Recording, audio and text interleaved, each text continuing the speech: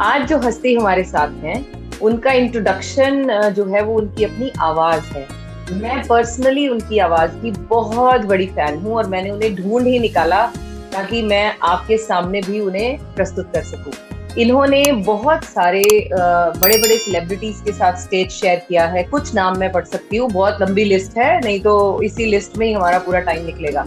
सुदेश भोसले जी से, सुरेश वाडकर जी के साथ, मुबारक बेगम जी, सुधा चंद्रन, श्रुति जैन, दिव्यांका त्रिपाठी, एहसान कुरैशी, सुनील पॉल और बहुत सारे।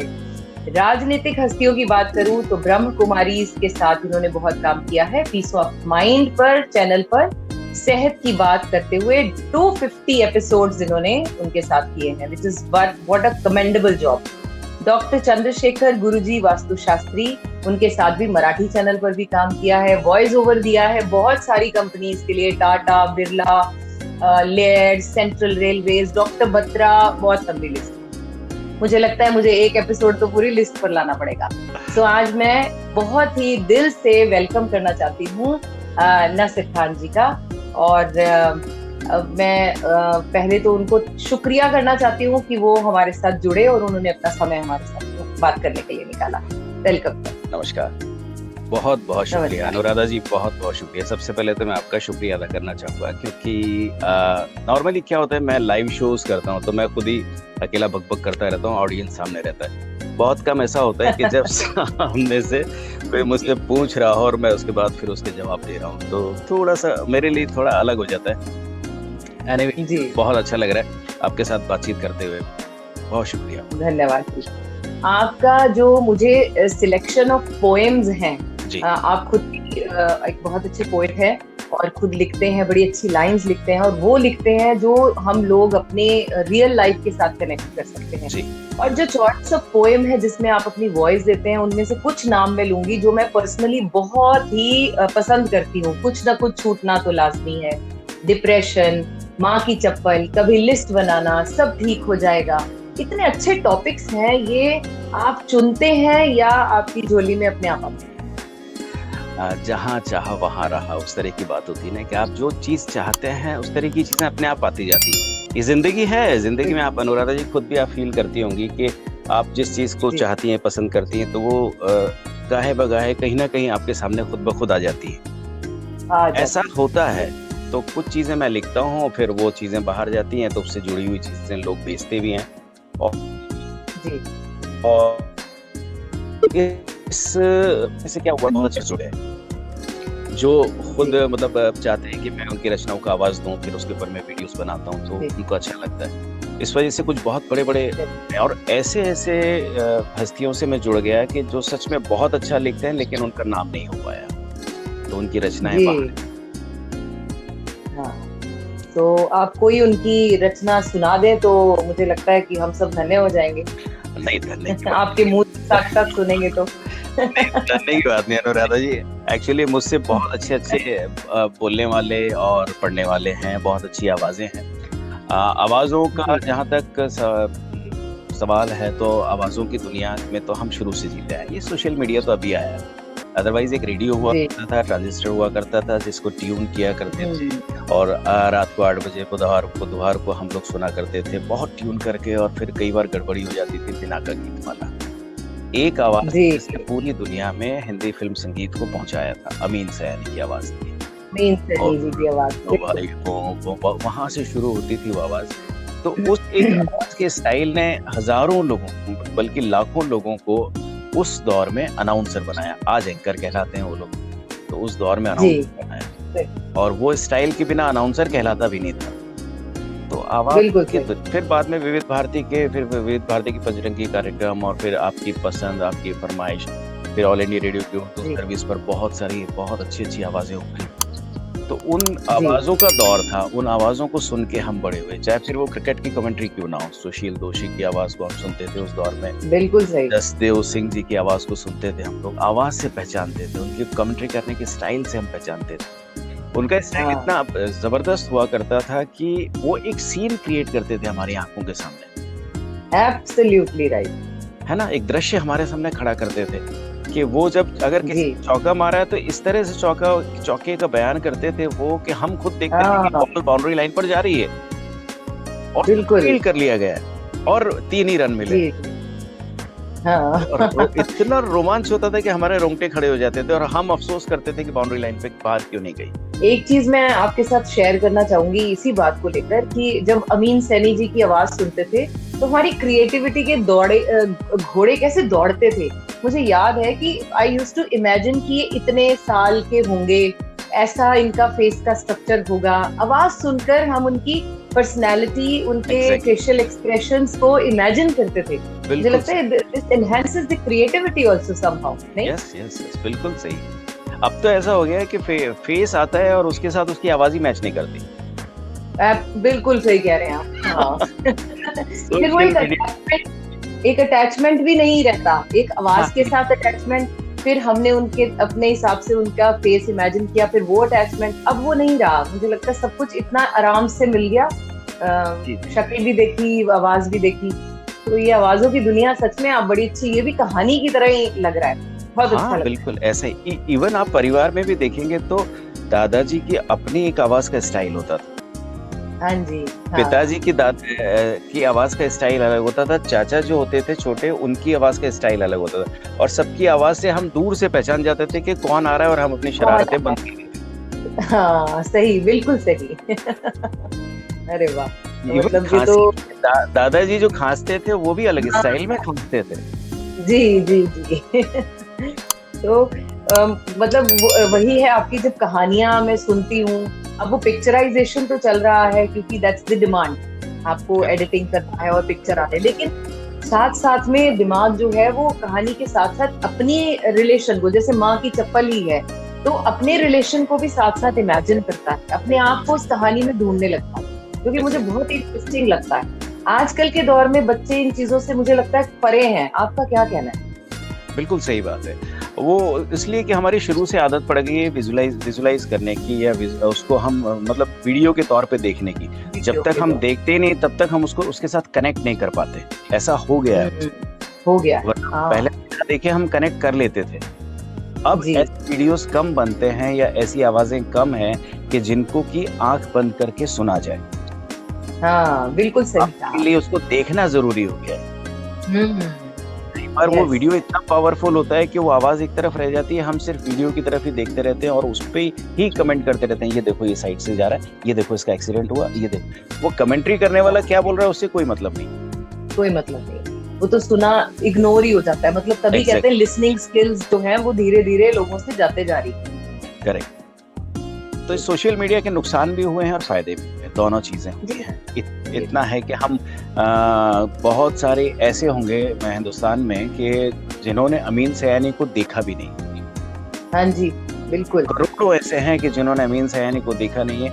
और मजे की बात यह है कि मैगजीन्स में भी उन लोगों के फोटोज नहीं आते थे। नहीं आते थे जी। फिल्मी मैगजीन में एक आध बार ऐसा हो जाता था कि अमीन सयानी किसी प्रोग्राम को एंकर करने के लिए आए हों तो एक साइड में उनका आता था, उनको अलग से कुछ फुटेज नहीं मिलता था। नहीं मिलता। तब हम देखते थे कि अच्छा ये अमीन सयानी है। हाँ। अच्छा ये आवाज है जी। आपने अमीन सयानी का इंटरव्यू कभी सुना है, उनको बोलते हुए सुना है बिना बिना का गीतमाला के अलावा कभी? अनुराधा जी, एक दो इंटरव्यूज मैंने यूट्यूब से ही उठा के देखे, क्योंकि मैं उनकी आवाज की बहुत बड़ी पर्सनली फैन हूँ, तो मैंने इस तरह से उनको देखा। आप सही कह रहे हैं कि एक बार न्यूज़पेपर में उनके बारे में उनकी फोटो छपी, तो मैंने वो आर्टिकल पढ़ा ही नहीं, क्योंकि मुझे पता ही नहीं वो अमीन सैनी। अब न्यूज़पेपर खोल के रहा ना, क्योंकि हम तो उनकी आवाज पहचानते हैं, तो मैंने वो आर्टिकल नहीं पढ़ा। तो मुझे मेरी कॉलेज में फ्रेंड ने बताया, क्योंकि वो जानती थी कि मैं बहुत बड़ी फैन हूँ, कि तुमने वो आर्टिकल पढ़ा, आज आया था। ऐसे कौन सा वाला? तब से मैंने उनकी शक्ल देखी पहली बार, and then I read the article. Exactly. कैसे दिखते हैं।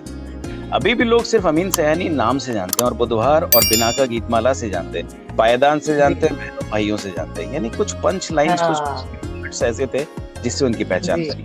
एक महाजन करके रेडियो पे थे, उनकी आवाज थी बहुत मशहूर। एक किशन शर्मा थे, उनकी आवाज बहुत मशहूर थी।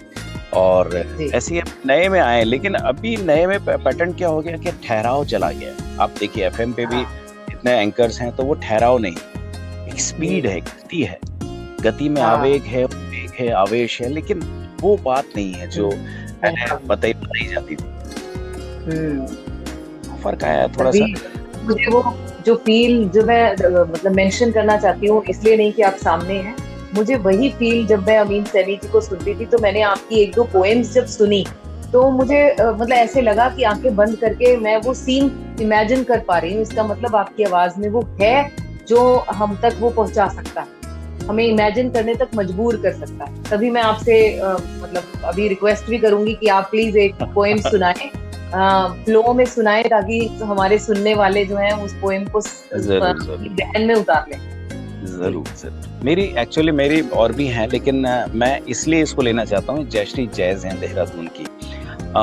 इनकी मैंने एटेंडम बस ऐसे ही उठा लिया था, एक पोएम मुझे मिली तो मैंने उसको रिकॉर्ड कर लिया। जब मैं उनको क्रेडिट भी नहीं दे पाया, क्योंकि मुझे नाम भी नहीं पता था उनका। बाद में जब रिकॉर्ड होने के बाद फिर उन तक पहुंची और वो वायरल हो गई, फिर उनकी शिकायत मुझ तक पहुंची, मेरा नाम गायब है इसमें, जो जिसने लिखा है उसका, तो उनकी शिकायत बिल्कुल जायज थी।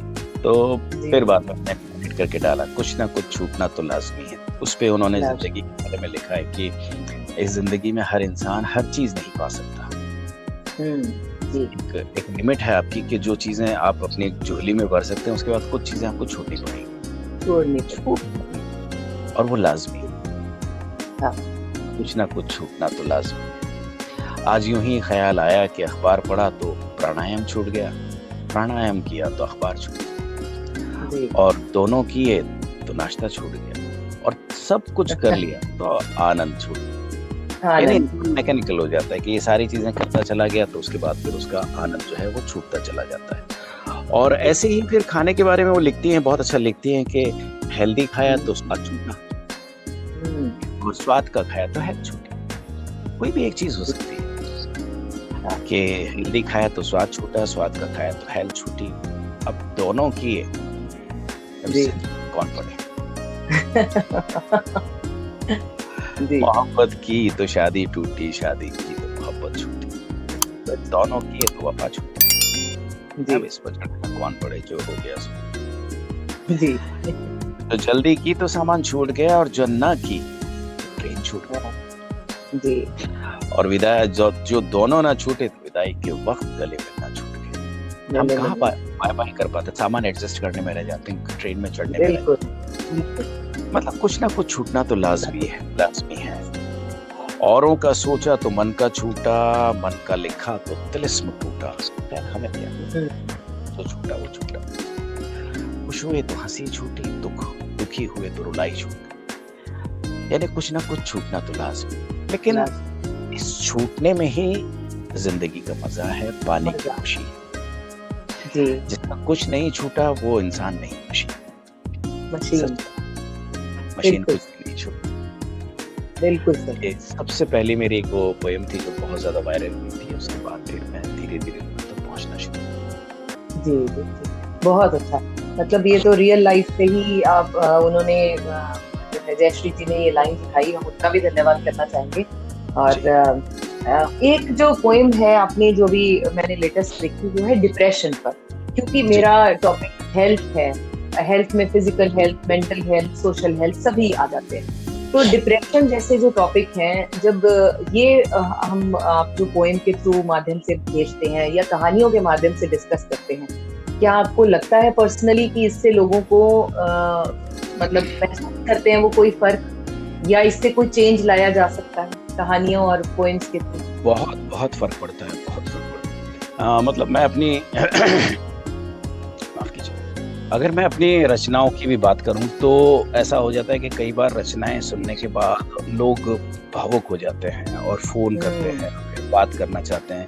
सर मुझे ये प्रॉब्लम है, मुझे इस प्रॉब्लम से चल रहा हूँ, मेरे साथ ये स्थिति है, ये परिस्थितियां है। लोग रोते हैं, तब मुझे लगता है कि ओह, मतलब आज भी ये रचनाएं जो है असर करती हैं, और सच में असर करती हैं। क्योंकि क्या हो गया है कि हम अभी आज की जो लाइफ है, जो हम बहुत तेज गति से जो हमारी जिंदगी चल रही है, उसमें बहुत सारे ऐसे पहलू हैं जिनको हमने छोड़ दिया। जिंदगी के वो अनछुए पहलू जिनको हमने छोड़ दिया। परिवार की बातें हैं, परिवार की बातें हैं, या फिर बेटे और पिता की बातें हैं, या फिर सास बहू की बातें हैं, बिछड़ने की बातें हैं, या फिर बंटवारे की बातें हैं, हाँ, या एक इंसान जो बहुत गरीब है वो किस तरह से किसी चीज को तकता है, परेशान होता है, या फिर इंसान सेल्फ फोकस्ड होकर के कितना डिप्रेशन में, खुद ही अपने आप को डिप्रेशन में लेके आता है। लेकर आता।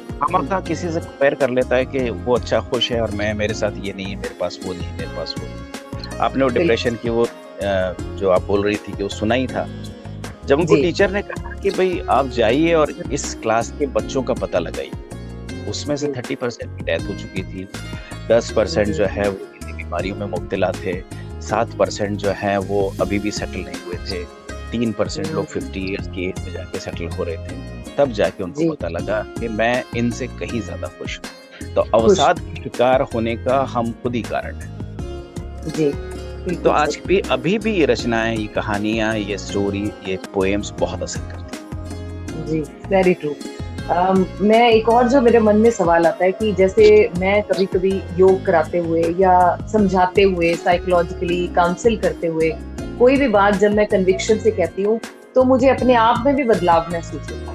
और मुझे लगता है कि मैं ये बोल रही हूँ, तो मुझे सबसे पहले तो मुझे अपने आप में चेंज दिखता है। ऐसे ही क्या आपके साथ भी होता है जब आप कोई पोएम पढ़ते हैं, बोलते हैं या कहानी कहते हैं, तो आपको वो चीज़ अपने भी चरित्र में बदलाव आता हुआ नज़र आता है? जी, एक देखिए, सबसे इम्पोर्टेंट सवाल आपने किया है, सबसे अहम सवाल। अक्सर क्या होता है कि हम पढ़ लेते हैं, हम लिख लेते हैं, हम सब कुछ कर लेते हैं, आचरण में जब तक नहीं आता तब तक सब फिजूल है। बिल्कुल। सब मैकेनिकल है। यानी आप ये समझ लीजिए कि हम कमर्शियली काम कर रहे हैं। बिल्कुल। बस मैं अपने व्यूज बढ़ाने के लिए, अपने लाइक्स बढ़ाने के लिए, मोनेटाइज करने के लिए और पैसा कमाने के लिए मैं कर रहा हूँ। बाकी मैं अपनी असल जिंदगी में अगर वैसा नहीं हूँ तो सब बेकार है। और जब मैं ये सब चीजें, कहानियां कहता हूँ और जब मुझे फीडबैक मिलता है, जब लोग कॉल्स करते हैं, तब मेरे पास समय होता है, मौका होता है कि मैं अपने अंदर झांकूं। जी। अपने अंदर झांकने का कि सच में मैं अगर लोगों की जिंदगी पर इतना असर कर रहा हूँ तो क्या मैं भी ऐसा हूँ? जी। और फिर वहां से बदलाव की शुरुआत होती है, और वहीं से बदलाव की शुरुआत हुई कि मैंने अपने आप के अंदर, अपने अंदर बदलाव महसूस किया। और फिर कई जगह मेरे को ऐसा लगता था, जी, कई बार ऐसा लगता था कि नहीं, मुझे, जब मैं अगर ये बात कर रहा हूँ तो मुझे इस पर अमल करना चाहिए। तो आपसे बात करके बहुत ही अच्छा लग रहा है, लेकिन समय की कमी के कारण हमें इसको यहीं विराम देना पड़ेगा। लेकिन मैं आपका पर्सनली बहुत बहुत शुक्रिया करना चाहती हूँ कि आपने समय निकाला हमारे से बात करने। Thank you very much Anuradha ji, बहुत मजा आया बातचीत करके। कम से कम ये हुआ कि मेरी चीजों पर आपने बात की, लोगों तक बात पहुंचेगी तो डेफिनेटली और भी हम इस पर अच्छा काम कर सकेंगे। मेरी भी कोशिश होगी। बिल्कुल बिल्कुल बिल्कुल। हमारे थ्रू अगर हमारी इस बातचीत से किसी के मानसिक उसमें बदलाव आता होगा, हेल्थ पर, या किसी की सोच में, विचार में बदलाव आता होगा, तो मुझे लगता है हम दोनों का जीवन तो धन्य हो गया। जी जी जी। बस लास्ट एक अपील लोगों से यही आपके चैनल के थ्रू मैं करना चाहूंगा कि किताबों की तरफ लौटना पड़ेगा। हमने, हमारे पुराने जितने रचनाकार थे, जितने साहित्यकार थे, उनकी रचनाओं को हमने सिर्फ शोभा के लिए, उनको हमने स्टेटस सिंबल के लिए हमने रख लिया, लेकिन उन्हें निकालिए, उसकी धूल झाड़िए, उनको पढ़िए और उसमें से कुछ हासिल कीजिए। बहुत सारी चीजें हमारे पास, बहुत बड़ा खजाना। बहुत अच्छा मैसेज, बहुत अच्छा message. Thank you very much so very much for being with us. Thank you so much. Namaste. Thank you. Namaste.